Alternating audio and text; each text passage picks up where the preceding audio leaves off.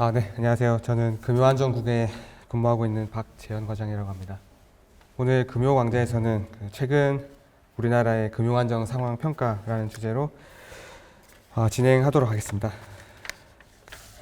오늘 강의는 다음과 같은 순서로 진행하도록 하겠습니다. 우선 금융안정이란 무엇인지 간단하게 설명을 드린 후에 우리나라의 금융안정 상황과 그리고 보건력, 그리고 종합평가, 그리고 최근 금융안정 관련 이슈를 분석한 주요 현안 분석 순서로 말씀드리도록 하겠습니다. 네, 먼저 금융안정이란 무엇인가에 대해서 이제 간략하게 정의를 해본다면은 금융안정이란 이제 금융 시스템이 원활하게 작동하는 상태라고 이제 말할 수가 있는데요. 금융 시스템은 지금 보시는 바와 같이 크게 금융기관, 금융시장, 금융인프라로 구성되어 있습니다. 그래서 이게 원활하게 작동하는 상태라 한다면 이제 금융기관들이 이제 정상적으로 자금 중개 기능을 수행할 수 있고, 그리고 이제 금융시장 참가자들이 시장에 대한 신뢰가 유지되고 있고, 그리고 금융인프라가 잘 구비되어 원활하게 작동하고 있는 그런 상황을 이제 저희가 일반적으로 표현하는 금융안정이라고 이제 말할 수가 있겠습니다. 그래서 금융안정이라는 개념이 금융안정이라는 개념에 본격적으로 관심을 가지게 된 거는 막 오래된 건 아니고 이제 1980년대 이후로 금융 혁신이 본격적으로 좀 이루어지고 금융시장의 국제화가 급격하게 진전되면서 이제 가격의 변동성이 좀 커지게 됐고요. 그리고 이게 국내에서도 금융기관과 금융시장 간의 또 연계성이 많이 높아지면서 개별 금융기관 또는 개별 금융시장의 불안이 다른 나라나 전체 금융 시스템의 불안으로 이제 확산될 수 있는 위험이 좀 커지게 되었습니다.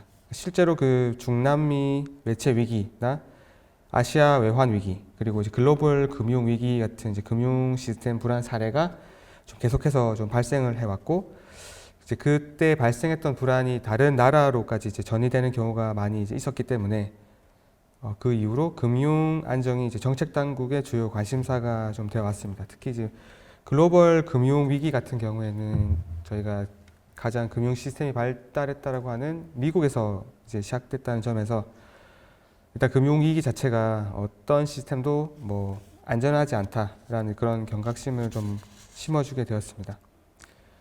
그리고 우리나라 같은 경우에 이제 조사 연구나 어떤 다른 분석을 하는 경우에 일반적으로 이제 아시아 외환 위기, 카드 사태, 그리고 글로벌 금융 위기, 코로나19를 이제 일반적으로는 국가 경제에 좀 큰 영향을 준 위기 사례라고 저희가 좀 판단을 하고, 보고서 등에서도 이제 현재 수준과 과거 위기랑 비교할 때는 방금 말씀드린 4가지 사례와 주로 많이 비교를 좀 하는 편입니다.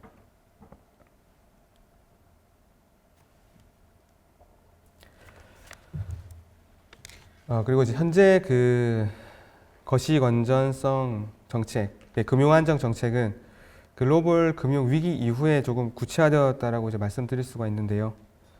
글로벌 금융 위기 이전에는 거시 경제 정책으로 물가 안정이나 경제 활성화를 도모하면서, 그리고 미시 건전성 정책으로 개별 금융 기관의 건전성을 유지하고 도산을 방지한다면은 금융 안정을 유지할 수 있다라는 개념이 이제 주로 있었는데요.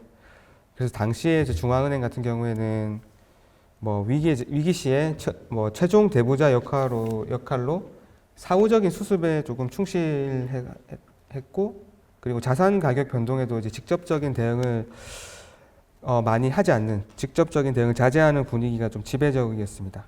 그러나 글로벌 금융 위기 이후로는 예전과 같이 거시 경제 정책이나 미시 건전성 정책만으로는 금융 안정을 달성할 수 없다는 교훈을 좀 얻게 되었고요. 그리고 시스템 리스크를 억제하는 거시 건전성 정책의 중요성이 좀 매우 커졌습니다. 이에 따라서 이제 금융 안정과 관련된 중앙은행의 어떤 적극적 역할이 좀 많이 강조되고 있고, 네, 강조되고 있습니다. 그리고 이제 여기에 조금 설명이 지금 조금 덜 나와 있는데, 거시경제 정책이랑 미시건전성 정책만으로 금융 안정을 달성할 수 없다는 얘기에 대해서 이제 설명에 대해서 조금 더 부연 설명을 드리면은 뭐 예를 들면 한 금융기관이 보유했던 어떤 자산이 있다라고 가정했을 때 그 자산의 부실 위험이 크게 높아졌다라고 한번 가정을 좀 해보겠습니다. 이 경우에는 그 은행이 이제 건전성 규제 수준을 달성하기 위해서 부실 위험이 높아진 자산을 매도하거나 혹은 뭐 자본이 좀 부족해졌으니까 자본을 추가적으로 조달하게 되거나 이제 이런 어떤 행위를 하게 되는데 이제 이렇게 그 개별 기관에 대한 자산 건전성 관리를 흔히 말하는 이제 미시 건전성 관리 정책이라고 이제 저희가 부르는데 근데 만약에 한 기관뿐만 아니라 동시에 모든 기관이 동일한 어떤 이 방금 같은 건전성 관리를 위해서 부실 위험이 커진 그 자산을 매도하거나 동시에 시장에서 이렇게 자본을 동시에 조달하게 되면은 그 자산의 가격이 이제 굉장히 더욱더 떨어지고 더욱더 부실 위험이 커지게 되겠죠. 이제 아무도 시장에서 원하지 않으니까. 그리고 동시에 많은 기관들이 한꺼번에 이제 시장에서 추가 자본을 조달하게 된다면 역시 시장의 그 어떤 자본을 조달하기가 굉장히 어려워지게 됩니다. 그리고 그렇게 이제 악화된 자금 시장은 여타 다른 자금 시장으로 좀 악영향을 미치게 되고 이제 이렇게 개별 금융기관으로서는 자산 건전성을 관리하게 되는 그런 행위가 결과적으로는 전체 금융 시스템의 작동을 좀 방해하게 되는 이제 그런 상황이 이제 발생하게 되는데 이제 그래서 기존의 미시 건전성 정책만으로는 이게 충분하지 않구나라는 거를 이제 인식을 하게 되었고, 네, 그래서 거시적 측면에서 건전성 정책이 필요하게 된 것이라고 할 수가 있습니다. 이제 그 금융 안정이 국제적으로 좀 중요한 이슈가 되면서 그 2011년 9월에 그 한국은행법이 개정이 좀 됐고요. 그리고 그래서 통화신용 정책 수행 시에 금융 안정에 유의해야 한다는 내용이 신설되었습니다. 그리고 이를 통해서 그 한국은행은 그 통화신용 정책뿐만 아니라 금융 안정 상황에 대한 점검과 분석을 통해서 금융 시스템에 잠재해 있는 리스크에 대해서 조기에 경보하고 그 바람직한 거시 건전성 정책을 제시하는 역할을 담당하게 되었습니다. 그리고 금융안정 기능을 수행하기 위해서 저희가 3월과 9월에 금융안정 상황을 점검해서 해당 내용을 보도자료로 배포를 하고 있고 6월과 12월에는 금융안정 보고서를 작성해서 발간을 하고 있습니다.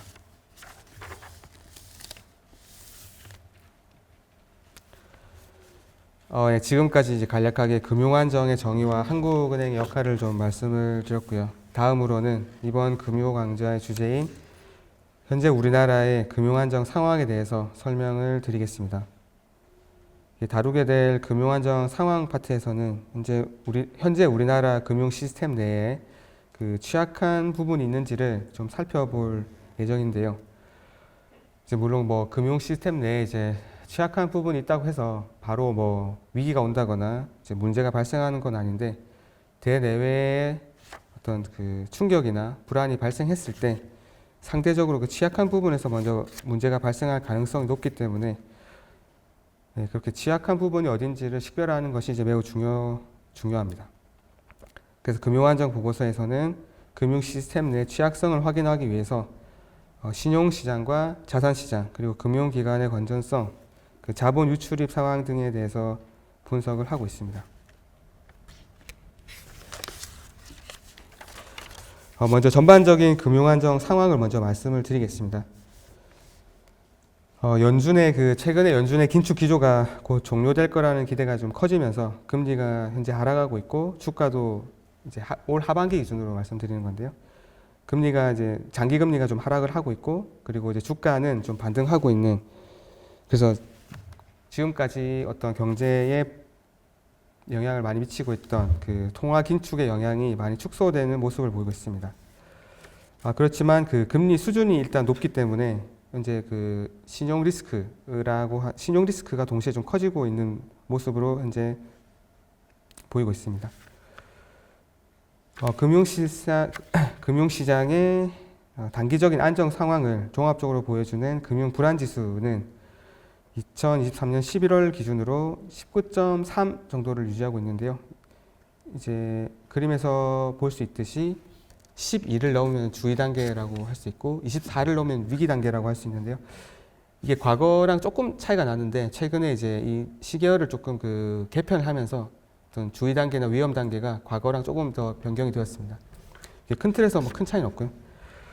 그래서 좀 19.3으로 주의 단계에 있는데 이제 이게 지난 5월에 비해서는 좀 소폭 상승한 값이지만 22년 말 기준, 22년 말에 레고랜드 사태가 있었는데 그때가 이제 24.3보다는 현재 낮은 수준을 보이고 있습니다.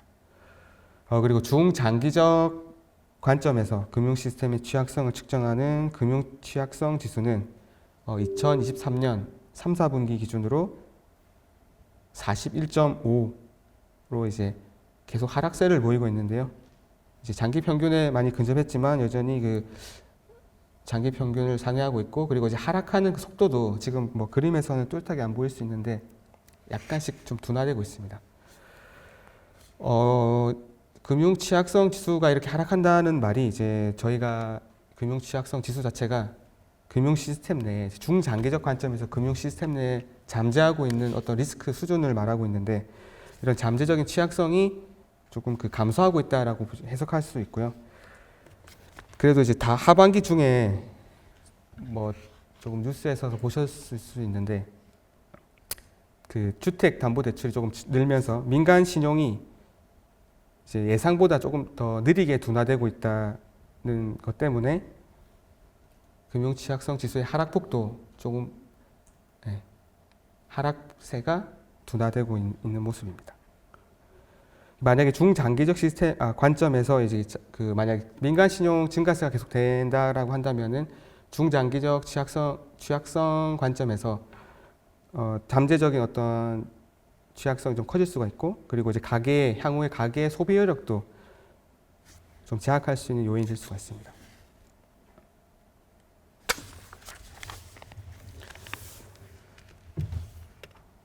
다음으로는 신용시장을 먼저 보겠습니다. 첫 번째로 아까 신용시장과 자산시장 그리고 신용 레버리지 이렇게 본다고 했는데, 첫 번째로 이제 신용시장을 보면은 신용시장 내에 가계신용을 먼저 볼 때 가계신용 잔액은 2023년 3, 4분기 기준으로 1875.6조 원으로 전년 동기 대비 증가로 전환을 했고, 전기 대비로도 0.8% 늘면서 전분기에 비해서 증가 폭이 확대가 되었습니다. 그 전분기에는 이제 이례적으로 가계신용이 조금 더 감소를 했는데,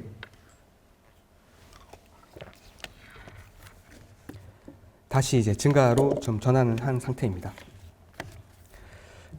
최근에 그 아까 조금 전에 말씀드렸듯이 가계신용 증가는 그 주택담보대출 증가가 제일 큰 요인으로 작용을 하였는데, 그 주택 구입 관련 자금 수요가 지속되고 있는 상황에서 정책 자금 공급이 늘어난 것도 이제 중요하게 영향을 미친 것으로 보입니다. 그리고 이제 가계부채의 경우에는 이제 이렇게 빠르게 증가하거나 이제 어떤 그 증가한 규모나 증가하는 속도 외에도 가계가 이 부채를 감당할 수 있는 능력이 있는지에 대해서도 좀 살펴볼 필요가 있는데요. 두 번째로 채무상환 부담 지표를 보면은 2023년 3, 4분기 말 기준으로 그 처분 가능 소득 대비 가계 부채가 이제 1.6배, 저기 160이라고 되어 있는 부분인데 160% 정도로 지금 제일 높았을 때보다 꾸준히 좀 하락하고 있습니다. 최근 들어서는 물론 이제 아까 말씀드렸듯이 또 역시 그 대출 증가세가 생각보다 빠르게 둔화되지 않으면서 그 채무상환 부담 지표의 하락폭도 조금씩 감소하고 있습니다. 하지만 그 금융자산 대비 금융부채 비율은 다시 하반기 들어서는 좀 상승하고 있습니다. 그리고 가계대출 연체율을 봤을 때 그 2022년 이후로 비은행 중심으로 상승하고 있는데요. 그 상승폭이 최근 들어서는 조금 둔화되고 있습니다. 그리고 이러한 이제 연체율이 전반적으로 상승하고 있는데, 이런 연체율 상승이 높아진 이제 금리 수준이 좀 많이 영향을 미쳤고, 그리고 이제 이러한 채무 상환, 높아진 금리가 있을 때 그때 채무 상환 정도가 이제 흔히 알고 있는 그 취약 부분 위주로 조금 많이 나타나고 있는 모습입니다. 하지만 여전히 그 지금 연체율이 많이 늘어났는데 그 장기 평균 대비해서는 낮은 모습을 보이고 있습니다. 여기 표시는 안 됐는데요. 그 은행 같은 경우에 장기 평균이 0.5 정도 되고 비은행 같은 경우는 2.8 정도 되는데요. 여전히 지금 계속 낮은 수준을 보이고 있습니다.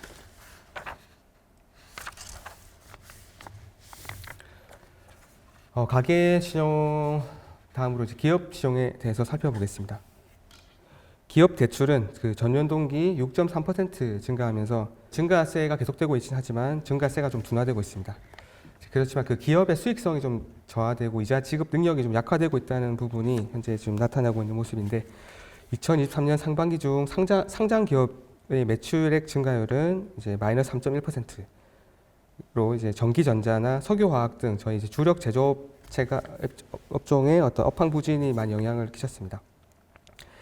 매출액 영업이익률도 1.8%로 영업이익 감소에 따라서 전년에 비해서 하락을 했습니다. 그리고 기업 부채 비율도 계속해서 증가하는 모습을 이제 두 번째 그림에서 좀 확인할 수 있고요. 이자 보상 비율 같은 경우에도 녹색 그림을 보시면은 하락하고 있는 모습을 볼 수 있습니다. 전반적으로 기업의 어떤 수익성이나 이자 지급 능력이 악화되다 보니까 기업 대출의 연체율도 빠르게 상승하고 있습니다. 하지만 이게 좀 그래프로 봤을 때 상당히 급격하게 연체율이 상승하고 있는 모습인데 역시 장기 평균 대비로 말씀드릴 때는 장기 평균 대비해서는 낮은 수준을 지금 유지하고 있습니다. 장기 평균은 0.9 정도 되고요, 은행이. 비은행은 한 6.1% 정도입니다. 그리고 방금 제가 말씀드린 내용은 대부분 금융안전보호서 내에 수록되어 있기 때문에 특별히 메모하시거나 할 필요는 없을 것 같습니다. 다음으로 신용 레버리지를 살펴보겠습니다. 민간 신용은 일반적으로 민간 부문에 공급되는 모든 형태의 채무를 의미하는데요. 민간 신용의 수준을 판단할 때는 민간 신용 금액 자체보다 GDP 대비 어느 정도 비율인지를 먼저 살펴보게 됩니다. 2023년 3, 4분기 민간 신용은 GDP 대비로 227%로 약 2.3배 정도로 상당히 높은 수준을 보이고 있습니다. 하지만 최근에 가계 신용 및 기업 신용의 증가세가 조금씩 둔화되면서 소폭 하락하였습니다. 오른쪽 그래프를 보시면은 이제 가계 신용 증가율이 빠르게 하락하고 있다는 것을 좀 확인할 수 있습니다. 파란색 그래프를 보시면 되는데요.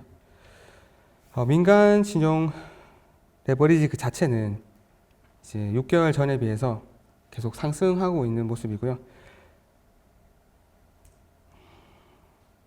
아까 말씀드렸듯이 가계 신용 같은 경우는 주택 구입 관련 자금 수요가 지속되고 있어 감소폭이 좀 축소되었고, 기업 신용은 최근에 코로나라든지 경기가 조금 안 좋다는 얘기가 이제 있다 보니까 운전 자금의 수요가 계속되면서 그리고 은행에 대한 대출 행태도 은행이 이제 대기업 등에 대한 대출 행태도 좀 완화되면서 증가세를 지속하고 있습니다.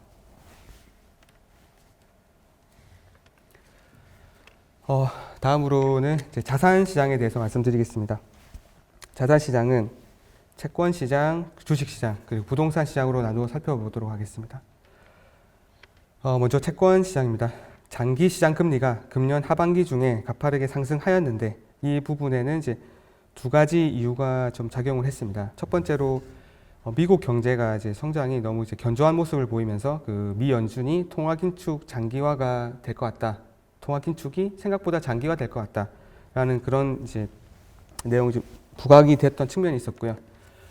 두 번째로는 일본은행이 그동안 계속 하고 있었던 일드 커브 컨트롤이라고 장기 금리 수준을 이제 하향 조정함으로써 이제 실제 금리를 낮추지 않지만 금리를 마치 낮추는 것처럼 어떤 이제 그런 효과를 기대하는 이제 그런 정책을 최근에 조금 유연화하겠다 하면서 이제 원래 미국 국채를 많이 사던 일본의 금융기관들이 이제 미국 국채의 매입이 조금 줄지 않겠냐는 우려가 있었고요. 동시에 미국 재무부의 국채 발행 규모가 이제 작년 3, 4분기에 많이 확대되면서 역시 동시에 수요가 줄어드는 동시에 이제 공급이 늘다 보니까 어떤 그때 과정에서 이제 수급 여건에 대한 우려가 좀 커진 측면이 있습니다.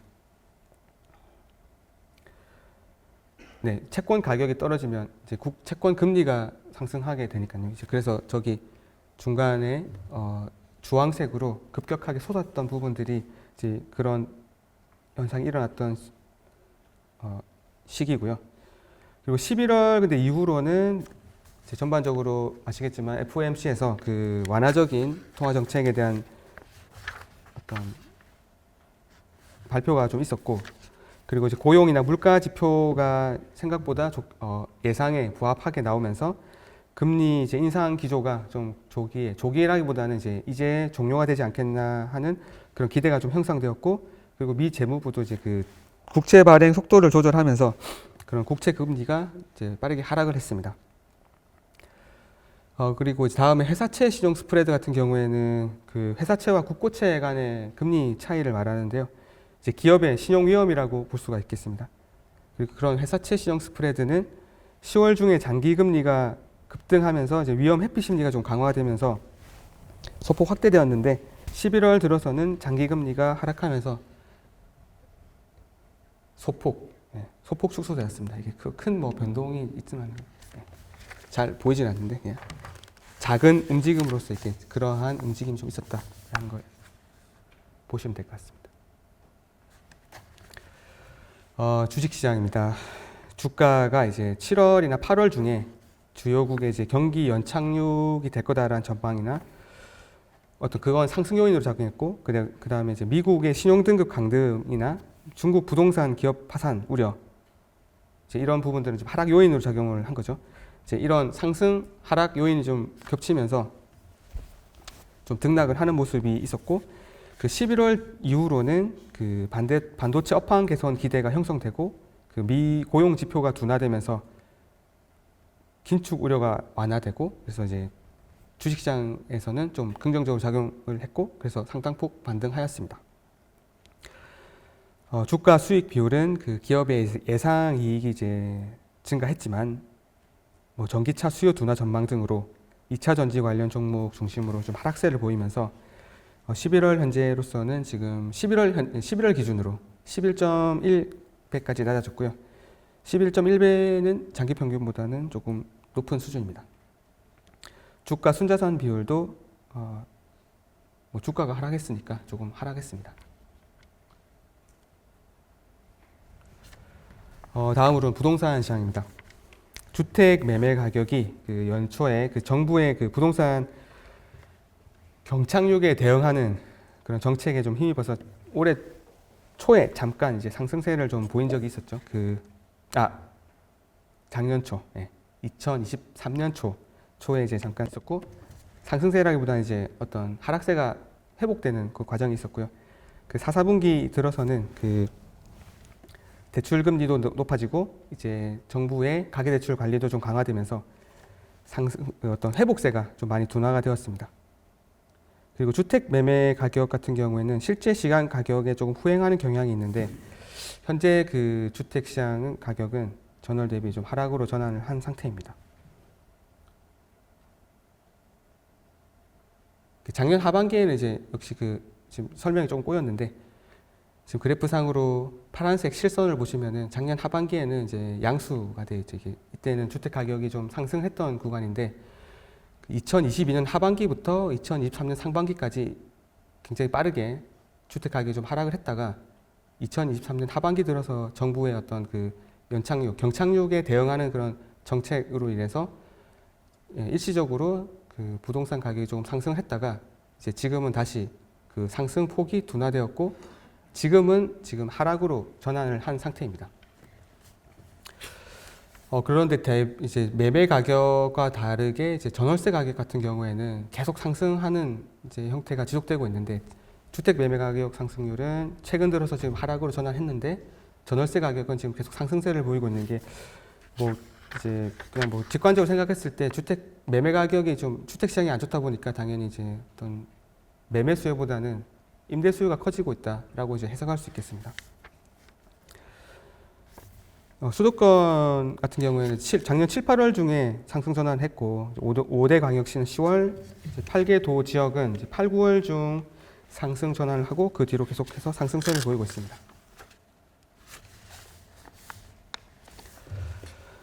다음으로 금융기관의 이제 금융기관의 상황을 성장성과 건전성 그리고 수익성 측면에서 살펴보도록 하겠습니다. 금융기관의 자산 건전성을 보면 대부분 업권에서 좀 저하가 되고 있습니다. 수익성은 상호금융, 저축은행 등 그 일부 금융기관에서 악화가 되었습니다. 2023년 3, 4분기 기준으로 봤을 때 일반 은행의 고정이하 유심 비율이 0.3%로 22년 4, 4분기 이후에 상승세를 지속하고 있는데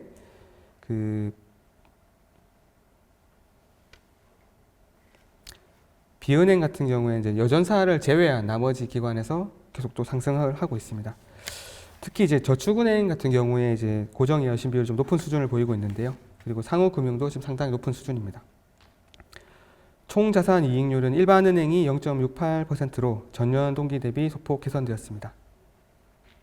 그리고 상호금융이나 저축은행 그리고 여전사 같은 경우에는 그 대손 비용이 좀 증가하면서 악화되었고 보험회사나 증권회사는 전년 대비 개선이 되었습니다.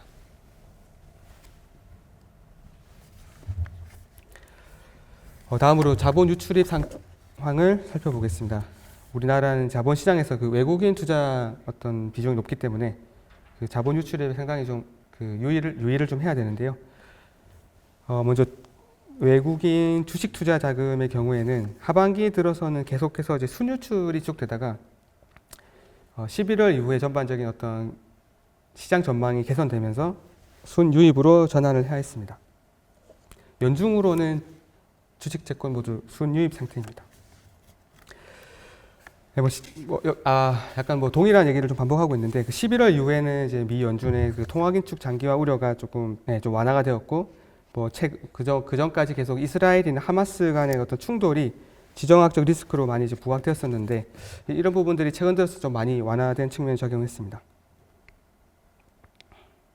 그리고 반도체 업황 회복 기대도 좀 있었고, 외국인 채권 자금 같은 경우에는 하반기 들어서 글로벌 금융시장 불안이 좀 완화가 되었고, 국내 외화 자금 시장도 좀 개선이 되면서 채권 자금 순유입도 좀 약화가 되었습니다. 외화 자금 시장이 개선이 됐기 때문에 해외에서 이제 그 자금을 조달하려는 그 필요성이 좀 줄었기 때문에 자금 순유입이 약화가 되었습니다. 거주자의 이제 해외 증권 투자 같은 경우에는 그 1월에서 10월 중 379.5억 달러로 전년 동기에 비해서 소폭 증가하였습니다. 주식의 경우에는 그 고환율이나 그 환율 변동성에 따른 환손실 가능성이 있어서 투자 요인이 좀 약화가 되었고 그 순투자 규모도 전년 대비 축소되었습니다. 채권의 경우에도 이제 미 채권 금리 하락 기대 등으로 순투자 규모가 전년 동기 대비 확대되었습니다.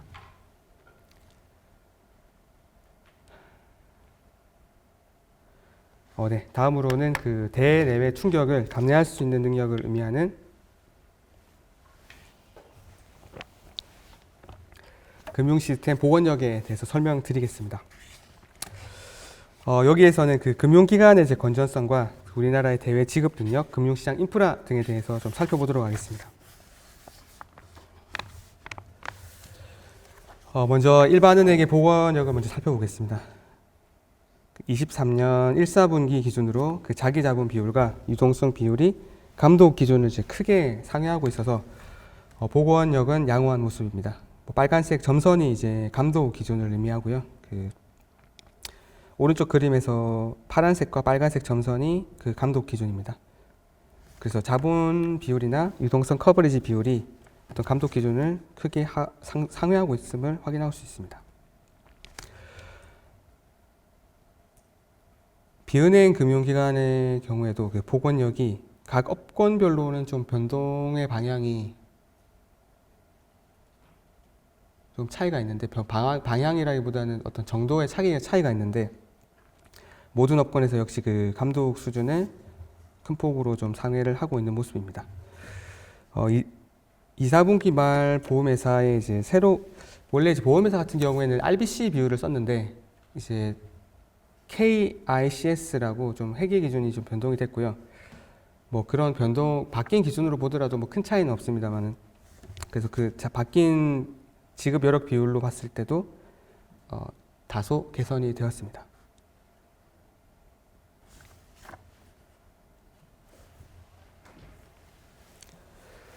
대외 지급 능력과 금융시장의 인프라 관련된 부분을 설명드리도록 하겠습니다. 우리나라의 대외 지급 능력은 대체로 양호한 모습을 좀 이어가고 있고, 그 한운 금융망 등 금융시장 인프라도 인프라의 그 결제 리스크도 안정적으로 관리되고 있습니다.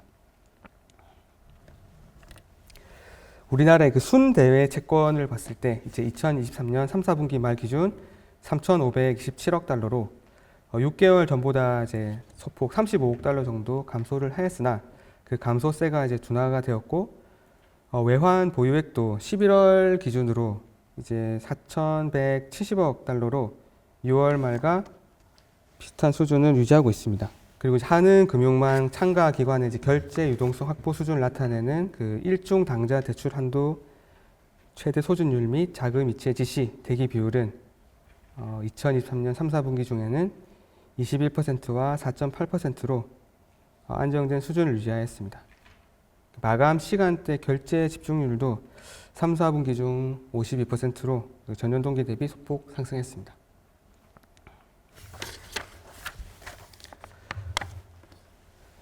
네, 다음으로서 이제 지금까지 말씀드린 어떤 상황에 대한 종합 평가에 대해서 말씀을 드리도록 하겠습니다.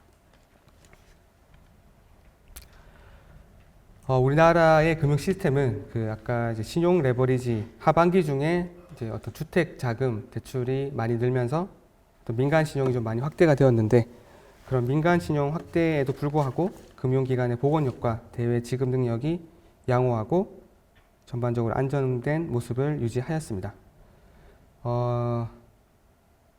단기적인 안정 상황을 나타내는 그 FSI 지수도 주의 단계에 있으나 4, 4분기 단기 금융시장 불안시를 하회하고 있습니다. 그리고 이제 이러한 그 금리 상승 등 최근 어려운 그 대내외 여건 하에서 우리나라의 금융 시스템이 안정성을 유지하고 있는 데에는 가계 부채가 이제 증가하고 있는 가운데서도 그 LTV나 DSR 규제가 적절하게 시행이 되면서 담보 가치와 차주의 신용 그리고 소득 구성 측면에서 가계 부채의 건전성이 좀 비교적 양호하게 관리되어 온 점이 좀 크게 작용하였습니다. 실제로도 그 다른 해외 사례에 비해서 국내 가계 부채에 대한 관리 수준이 굉장히 이제 촘촘한 수준이기 때문에 그런 어떤 관리 감독의 강도가 현재 우리 가계 부채의 건전성을 좀 관리하는 데 많은 기여를 하지 않았나 이렇게 생각을 하고 있습니다. 그리고 이제 글로벌 금융 위기 이후에 그 은행권 중심으로 이제 위기 대응 역량이 많이 좀 개선이 되어 왔습니다. 그게 이제 뭐 금융감독원이나 뭐 금융위에서 적극적으로 이제 금융기관의 건전성에 대해서 관리를 하고 있기 때문에 가계부채 자체에 대한 관리와 그리고 금융기관에 대한 관리 이런 것들이 좀 많이 금융안정 상황을 유지하는 데 많이 기여를 하였습니다.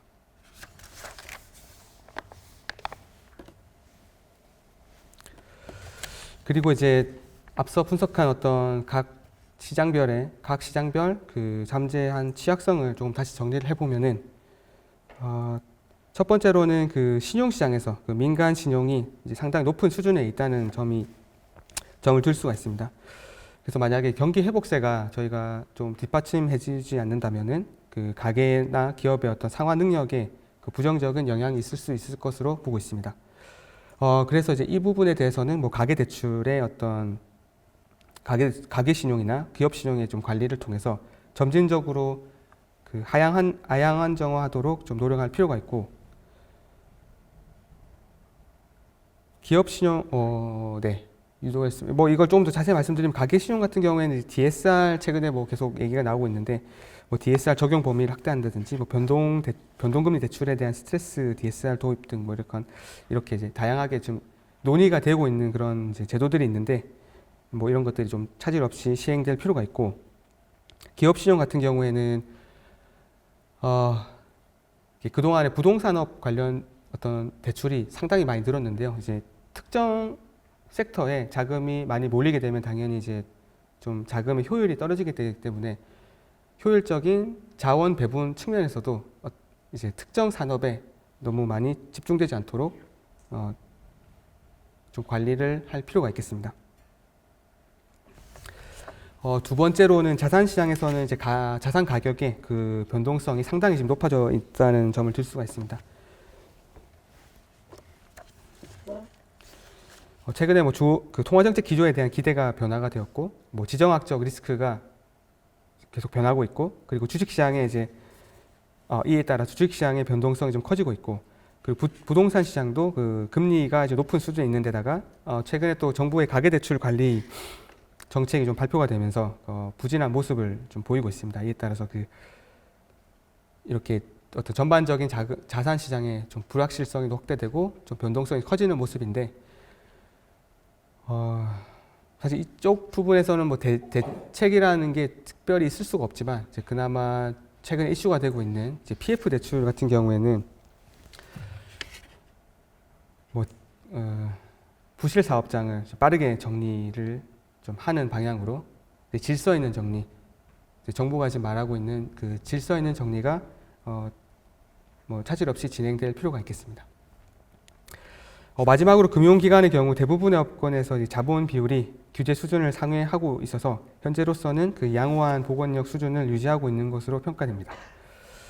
그렇지만 이제 모든 금융업권에서 일단 자산의 건전성이 악화되고 있는 것은 사실이기 때문에 이제 앞으로 그 금리 수준이 이제 높아진 금리 수준이 시차를 두고 차주의 채무 상환 부담을 좀 높일 수가 있고, 이제 거기에 만약에 내수 회복이 좀 지연이 될 경우에는 가게나 기업의 상환 능력을 악화시킬 수가 있기 때문에 이러한 측면에서 금융기관의 신용 리스크 관리 부담이 좀 커질 수가 있습니다.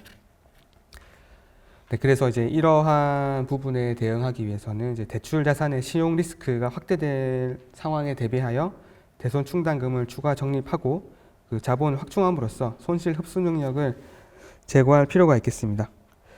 그리고 비은행 금융기관들에 대해서도 충당금 적립에 있어서 이제 지금은 은행 대비해서 다소 느슨하게 이제 느슨한 기준을 적용을 하고 있는데, 이런 부분에 대해서도 조금 보완을 할 필요가 있겠습니다.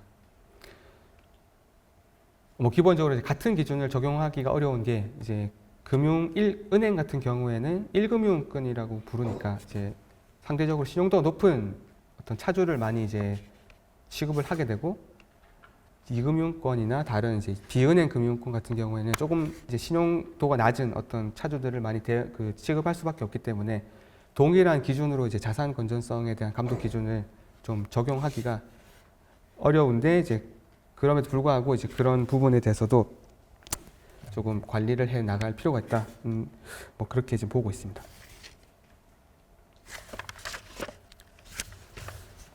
네, 지금까지 그 한국 금융 안정 상황에 대해서 전반적으로 설명을 드렸고요. 지금 여기 주요 현안 분석에서는 일반적인 금융 안정 상황 외에 이제 조금 더 집중적으로 저희가 이제 살펴봤던 그런 부분들에 대해서 설명드리겠습니다.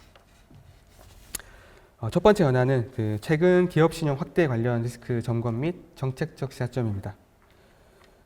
이 현안을 다루게 된 것은 우리나라의 이제 기업 신용이 빠르게 지금 증가하고 있는데, 이제 이러한 상황에서 어떠한 취약성이 있는지를 좀 살펴보기 위한 건데요.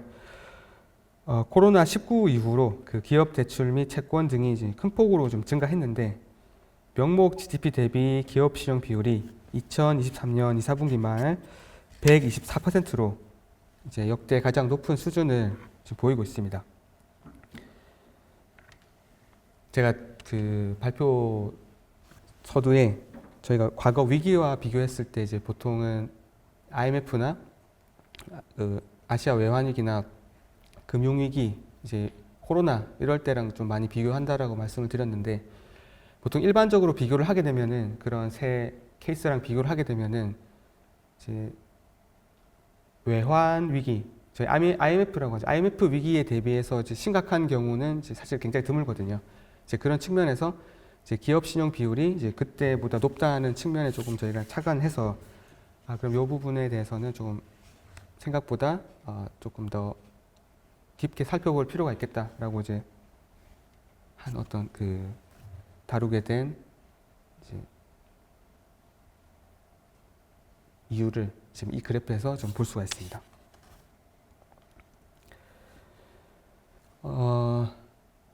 그리고 오른쪽 그림에서도 이제 보시면은 뭐 기업 신용이 지금 굉장히 빠르게 증가하고 있는 모습을 좀 볼 수가 있습니다.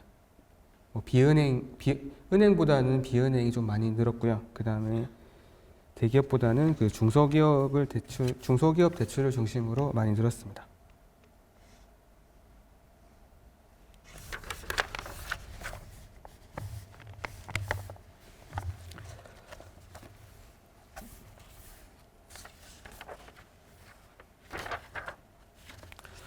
네, 그 부문별로 그 기업 신용이 확대해온 그 특징을 한번 살펴보도록 하겠습니다. 그 산업별로는 먼저 이제 부동산 관련 업종이나 그 코로나19 시기에 좀 피해가 컸던 그런 서비스업 중심으로 대출이 많이 증가했습니다. 코로나19 이후로 그 부동산업이나 건설업 대출이 비은행 중심으로 이제 큰 폭으로 증가했는데, 부동산업 같은 경우에는 이제 175조 원이 늘었고, 건설업 같은 경우에는 44조 원이 늘었습니다. 그리고 그래서 이제 567조 원 정도가 늘면서 그 증가세를 좀 주도를 했는데, 왼쪽 그림을 보시면은 파란색 막대가 은행권 대출 증가액이고 비은행권 대출 증가액이 이제 주황색으로 나타나고 있고요. 보시면 그 증가액 자체는 이제 뭐 은행이나 비은행이 유사하게 나오는데, 그 동그라미나 세모 점을 보시면은 증가율이거든요.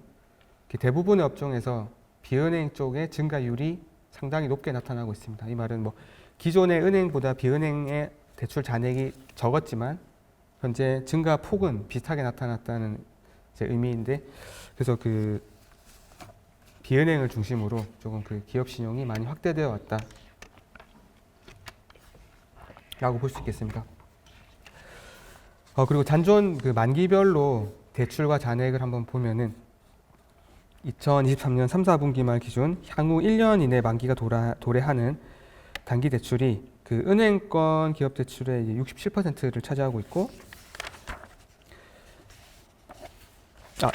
있는데, 그 대기업보다는 역시 중소기업 대출이 대부분을 차지하고 있습니다.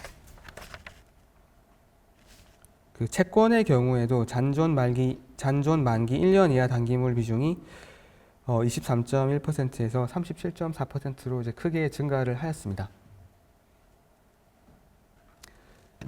네, 저기 그 점선으로 표시된 부분이 이제 1년 이내 만기 이제 그걸 표시한 거고요.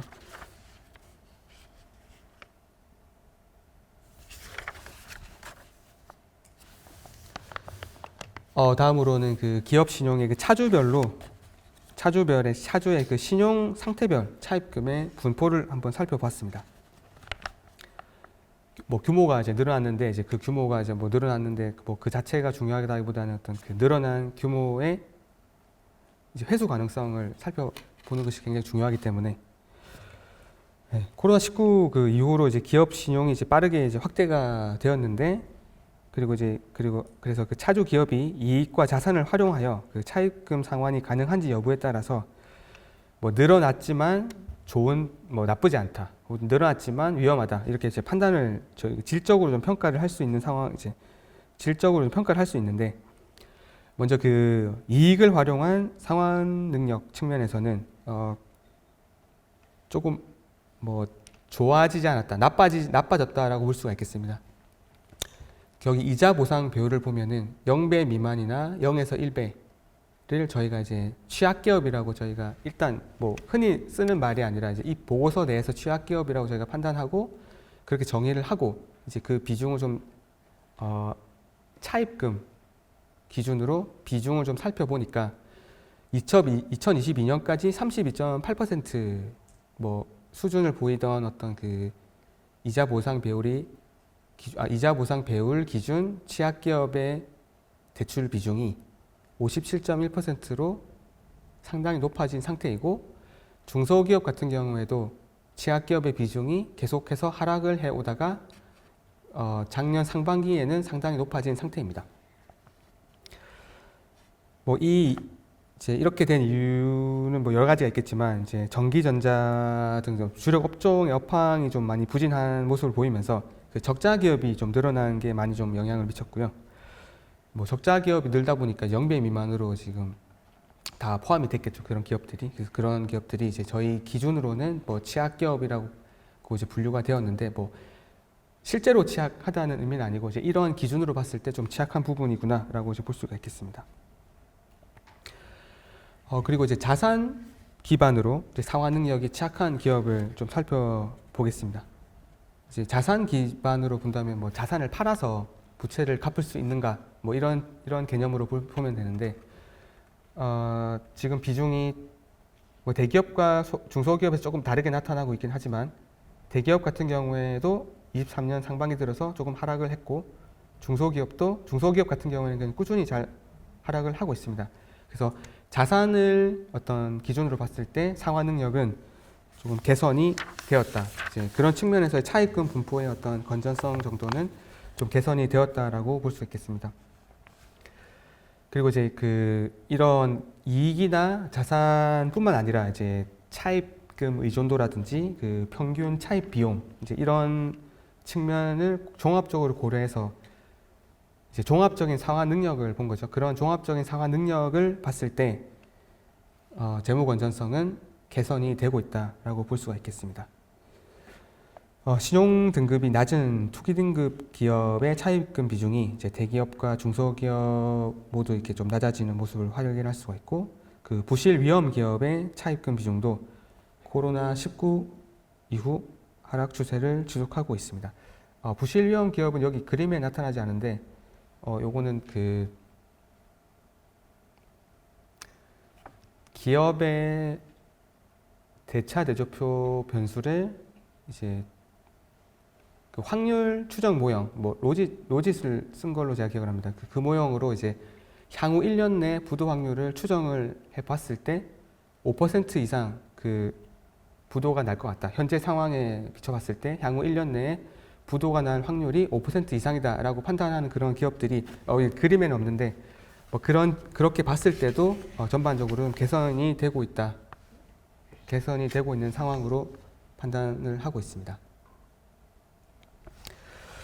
그래서 그 과거 위기와의 비교를 좀 해봤을 때 상환 능력 취약 기업의 그 차입금 비중을 이제 보면은 외환 위기 당시보다는 역시 좀 낮은 수준을 보이고 있고요. 지표에 따라서는 뭐 금융 위기와는 조금 뭐 금융 위기보다 전반적으로 낮지만 이제 지표에 따라서 금융 위기보다 높은 그렇게 보이는 지표도 몇 가지 나타났습니다. 먼저 기업의 이익에 기반한 상환 능력 측면에서는 2023년 상반기 중에 이제 차입 규모가 큰 일부 기업들이 이제 영업 손실을 보면서 이자 보상 배울 기준 취약 기업의 차입금 비중이 금융 위기 시보다 높게 나타났고 외환 위기 당시보다는 낮은 모습입니다. 이게 이자 보상 배울 그림을 보시면 되는데요. 빨간색이 지금 최근의 어떤 트렌드를 나타내고 녹색 그림이 금융위기, 파란색 그림이 IMF 외환위기라고 볼 수 있습니다. 뭐 수치로 보면은 전반적으로 그 금융위기와 높거나 금융위기 수준에 있거나 하고 IMF보다는 조금 낮은 그런 상황을 보이고 있습니다. 보유 자산을 기반한 상환 능력으로 봤을 때에는 역시 이제 금융위기보다는 낮은 수준을 보이고 있고, 외환위기보다 낮은 수준을 보이고 있고, 금융위기와는 이제 비슷하거나 조금 높은 그런 수준을 보이고 있습니다.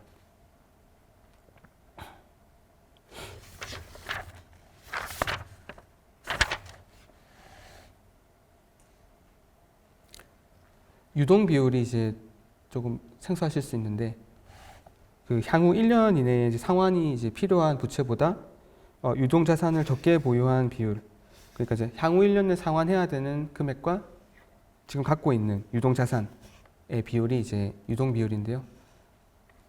이 유동 비율이 100% 미만의 기업 비중이 지금 58.2, 51.9, 47.7 이렇게 나타나고 있습니다. 그리고 이제 여기 나오는구나. 그 마지막 그림에서 이제 부실 위험 기업 비중이 기업 수와 그 차입금 기준으로 봤을 때 과거 위기보다는 지금 훨씬 낮은 수준을 보이고 있습니다. 아까 말씀드렸듯이 이제 그 부실 위험이 그 대차 대조표 변수를 이용해서 향후 1년 내에 부실이 발생할 도산이나 자본 잠식 이제 이런 것들이 이제 발생할 수 있는 확률을 추정해 봤을 때 5%가 넘는 기업들의 비중을 봤을 때 지금 보시면은 금융위기나 외환위기에 비해서 매우 낮은 모습을 보이고 있습니다. 네. 그래서 여기 마지막 이런 부분을 이제 봤을 때 현재 그 기업 신용이 양적으로는 굉장히 많이 확대가 되어 가고 있지만 상환 능력별 차입금 분포가 아까 보셨듯이 조금 이제 양호한 수준을 보이고 있고 기업의 이제 부실 위험 수준도 대부분의 산업에서 그 과거 금융위기, 과거 위기, 과거 뭐 외환위기나 금융위기보다는 낮은 수준을 보이고 있어서 그 질적인 측면에서는 조금 리스크가 크게 확대된 상황은 아니라고 판단이 됩니다. 지금 그 기업 대출의 연체율이 이제 비은행권 중심으로 상승하고 있는데 이제 여전히 그 금융위기 당시 연체율 수준을 훨씬 하회하고 있어서 금융기관들이 이제 적절히 작동이 아니라 적절히 관리 가능한 수준으로 평가하고 있습니다. 그래서 시사점을 저희가 뽑아봤는데 첫 번째는 그 부동산업 대출이 이제 굉장히 많이 늘었는데요. 그래서 그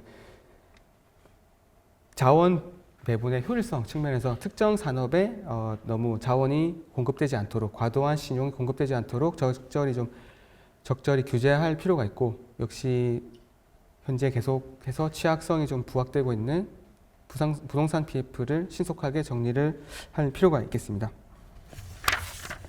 그 두 번째로는 그 부동산 경기 아니구나 두 번째가 이제 부동산 PF 정리고요.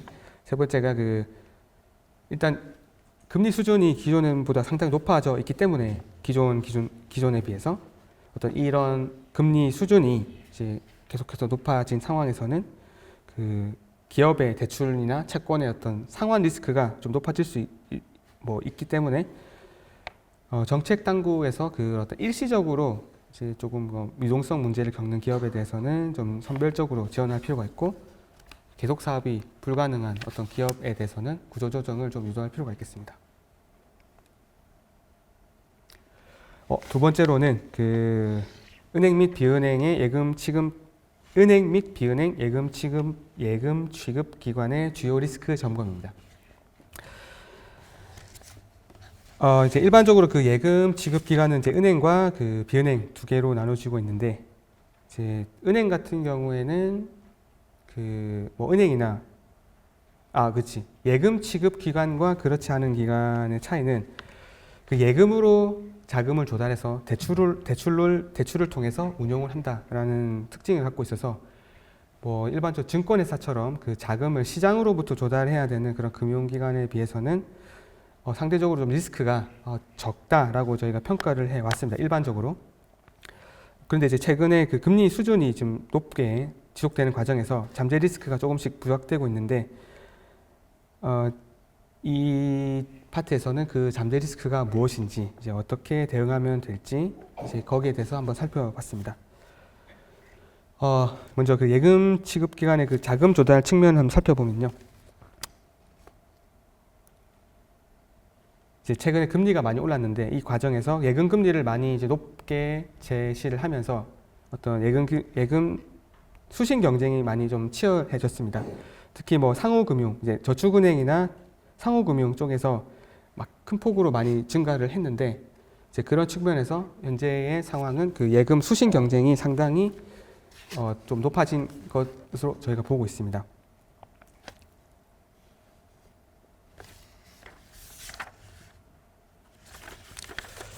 이를 이제 상관관계로 좀 저희가 살펴보면요. 그 왼쪽 아래 그 금리와 예금 증가 간의 상관관계 그림으로 볼 수가 있는데, 상호금융과 은행 간 금리 차가 상호금융과 은행 간 예금 증가율 차이의 상관관계를 지금 나타낸 그림이거든요. 그러니까 이제 상호금융이 더 주는 금리 차, 그리고 더 준 만큼 예금을 더 유치하는 그 정도, 오른쪽 위로 갈수록 예금을 많이 제공하고 그에 따라서 예금 유치도 많이 하는 이제 그런 상황인데, 이게 과거에 비해서 지금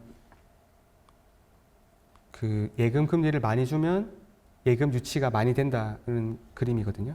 이렇게 파란색 점들이 과거, 여기 주석에 보면 나오는데 14년에서 21년까지는 금리를 많이 주더라도 실제로 예금 유치가 많이 되지 않는 이제 그런 상황이 지금 지속되었는데, 최근 들어서는 금리를 많이 줬을 때 이제 붉은 점은 아닌 것 같아요. 붉은색, 그 주황색 점을 보면은 오른쪽 그 X축을 보면은 이제 예금 금리 차, 예금 금리를 더 주면 줄수록 예금을 더 유치하게 되는 이 기울기가 상당히 지금 높아진 모습을 볼 수가 있습니다. 그래서 이제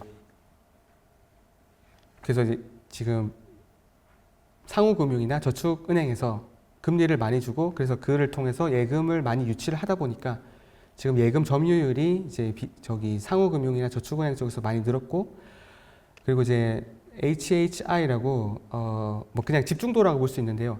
각 기관의 점유율의 제곱의 합입니다. 그러니까 뭐 독점 상태면 이제 100이구나. 100의 제곱이니까 많이 되고, 만약에 이제 1%씩 100개 기관이 있다면 100이 되겠죠. 그렇게 이제 특정 그 부문이 많이 이제 차지를 하고 있는가, 이제 뭐 자잘하게 나눠 가지고 있으면 경쟁이 치열하다. 그리고 이제 그러니까 숫자가 낮을수록 경쟁이 치열한 거고, 숫자가 높을수록 경쟁이 크지 않다는 지수를 해석할 수가 있는데, 지금 그 허핀달 지수가 계속해서 하락을 하고 있습니다. 이 말은 수신 경쟁이 계속해서 치열해지고 있다라고 볼 수 있겠습니다. 그래서 만약에 이제 수신 경쟁이 이제 치열해진 경우에는 이제 만약에 너무 계속해서 금리를 많이 제공을 하게 되니까 그게 이제 금융기관의 자산 건전성에 조금 재무적으로 압박이 될 수 있다. 이제 그런 측면이 있겠습니다.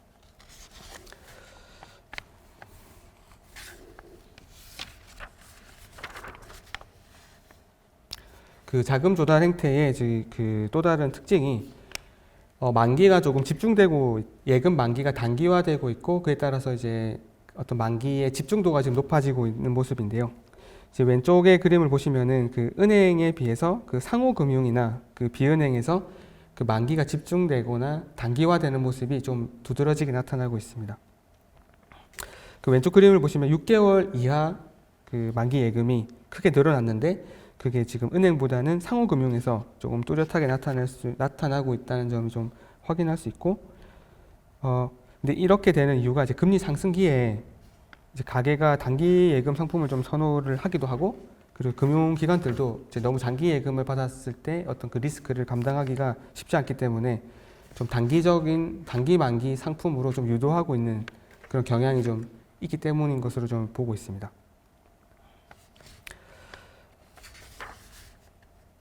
그리고 오른쪽 그림에서 볼 때도 그 만기 도래 비중이 보시면은 최근 들어서 그 24년 오른쪽으로 가면 갈수록 그 점들이 상당히 높아진 모습을 보이고 있는데요. 그 점이 이제 만기 도래 비중. 그래서 오른쪽으로 갈수록 만기 도래 비중이 조금씩 높아지고 있다라고 볼 수가 있습니다. 네, 이런 어떤 그 상황에서의 그 리스크는 수신 경쟁이 역시 치열해지는 어떤 뭐 아까 그런 말씀을 수신 경쟁이 치열해짐에 따라서 어떤 그 재무적인 압박이 좀 커질 수 있다.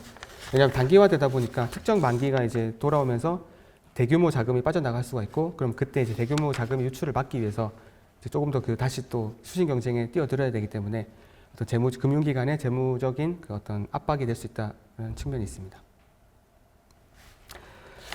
자금 운용 특징을 다음으로 보겠습니다.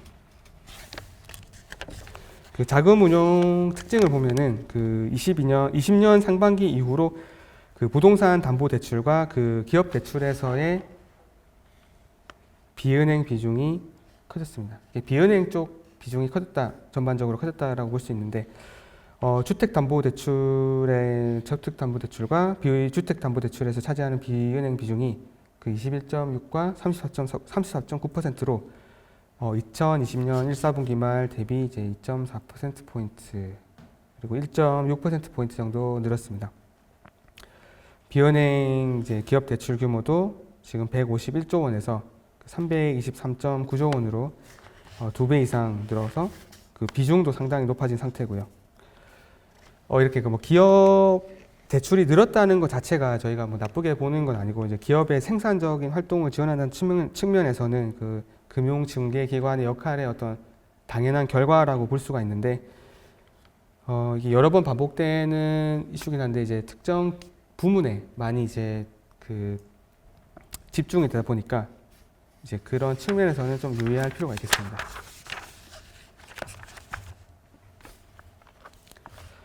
이러한 자금 운용 행태에 따른 그 잠재 리스크를 좀 살펴보면, 비은행 중심으로 대출 지급이 좀 확대되고 있어서 그 높은 금리가 지속될 경우에는 그 취약 부문에 대한 어떤 부실 자산 관리가 좀 부담이 커질 수가 있습니다. 뭐 비은행 같은 경우에는 은행에 비해서 어떤 자본 여력이나 이제 자본 건전성이 좀 낮은 상태이기 때문에, 만약 부실 자산이나 부실이 발생했을 때 어떤 그 부담이 상대적으로 좀 커질 수가 있습니다. 뭐 그래프에서 지금 굉장히 직관적으로 볼 수 있듯이, 대출금리와 고정이하 여신 비율 간의 상관관계를 봤을 때 지금 은행보다는 상호금융, 저축은행에서 대출금리가 높아지면 높아질수록 그 부실 위험도 함께 높아지는, 물론 이거는 이제 은행과 비은행 어떤 업권별 특징이 조금 반영된 거라고 할 수도 있는데, 어쨌든 나타난 현상으로 봤을 때 저축은행이나 상호금융에서는 이제 대출금리가 높아질수록 고정이 부실화될 가능성이 높아지기 때문에, 이제 비은행 쪽에서는 어떤 그 부실자산 관리 부담이 커질 수가 있습니다. 그리고 이제 업종별로 봤을 때도 그 코로나19 이후에 이제 부동산업이나 건설업, 도소매업 쪽에서 많이 증가를 했는데, 이런 업종에서 그 은행에 비해서 비은행의 그 연체율이 상당히 높아져 있다는 점에 대해서는 저희가 유의할 필요가 있습니다. 역시 이게 비은행의 부실자산 관리 부담을 좀 증대시키는 요인으로 작용을 할 수가 있습니다. 네, 그래서 이제 이러한 예금 취급 기관의 주요 리스크를 봤을 때, 이제 자산 건전성 저하 가능성에 좀 대비하기 위해서 그 손실 흡수력을 다 전반적으로 이제 계속해서 관리를 하고 있는데, 이제 그래도 이것들이 예금 취급 기관별로 좀 다르게 나타나고 있습니다. 은행 같은 경우에는 고정이하 여신에 비해서 지금 대손 충당금이 상당히 여유 있는 모습이고요. 비은행 같은 경우에는 상대적으로 고정이하 여신과 이제 고정이하 여신 수준으로 그동안의 대손 충당금을 적립해 왔는데, 최근 들어서 이제 고정이하 여신이 급격하게 늘면서 이제 이런 부분에 대해서 그 손실 흡수력이 생각보다 조금 부족할 수 있다라는 측면을 저희가 좀 확인을 해 보았습니다. 그래서 그 예금 취급 기간이 제대로 기능을 하기 위해서는 이제 손실 흡수력을 적절히 이제 유지하는 것이 되게 중요한데, 당연히 이제 비은행 같은 경우에는 개별 기관의 손실, 그 자본 여력 확충도 중요하지만, 뭐 중앙의 측면에서의 자금 지원 그런 어떤 프로세스도 조금 더 효율화할 필요가 있겠습니다.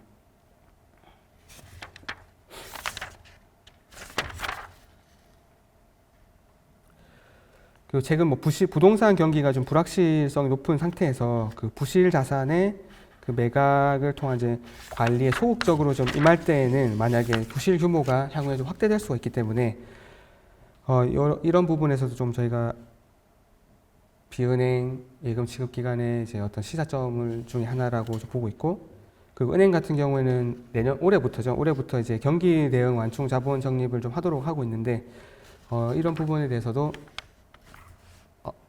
조금 더 적극적으로 대응할 필요가 있겠습니다. 이상으로 강의를 마치도록 하겠습니다.